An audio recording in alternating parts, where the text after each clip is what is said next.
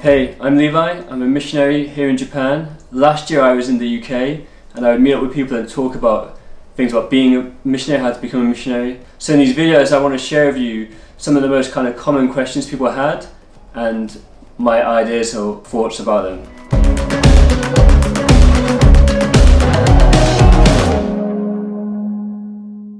So one of the most common questions I heard, probably the most common thing, was if I talked to people about the idea of becoming a missionary, they would say, yeah, I want to become a missionary, but like, what's the first step? Like, where do I begin? How do I start? How do I go from this kind of conviction of wanting to go up and become a missionary and actually doing something about it? So there's a few things we could talk about there, but I wanted today to talk about, I think, the first step, which often is overlooked, and I think people end up getting into lots of trouble because of it. And here it is. It's 4 simple words: talk to your pastor. Now, just to clarify, because people have told me that I have a weird accent when I say some words, so when I say pastor, I mean the leader of your church. I don't mean go and have a conversation with a bowl of spaghetti or anything. Although, if you do have a favourite type of pastor, let me know in the comments below. Personally, I'm a big fan of those kind of the twirly ones. I always forget what they're called.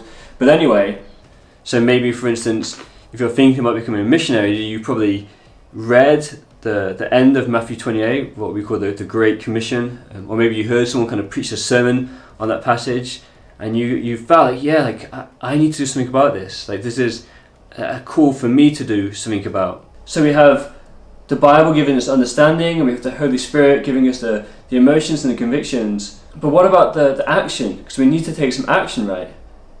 Well, and for that, actually, God has given us the church. So when I say talk to your pastor, another way you could say it is share with your church.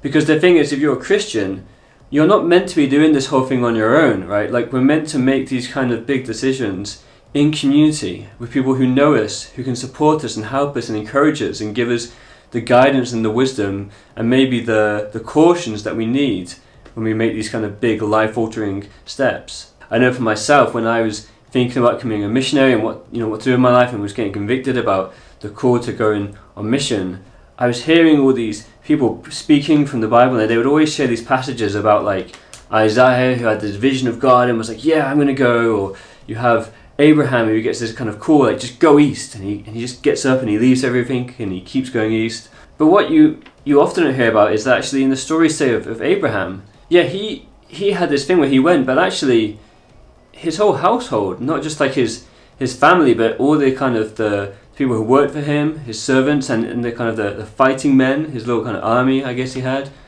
they just went with him. And I had to realize actually over a number of years that, I'm probably not an Abraham. When I'm this young and kind of this new to things, I'm much more likely to be like one of the young men who just goes, who has to ask the people above him, what should I do with my life? And then they give you the advice and the guidance. So when I was thinking about becoming a missionary, for a long time I kind of was really unsure what to do. And I wish now I had just thought to go much earlier on and speak to my pastor, let him know what I was thinking about, let him know the kind of the convictions I had in my heart about what I should do.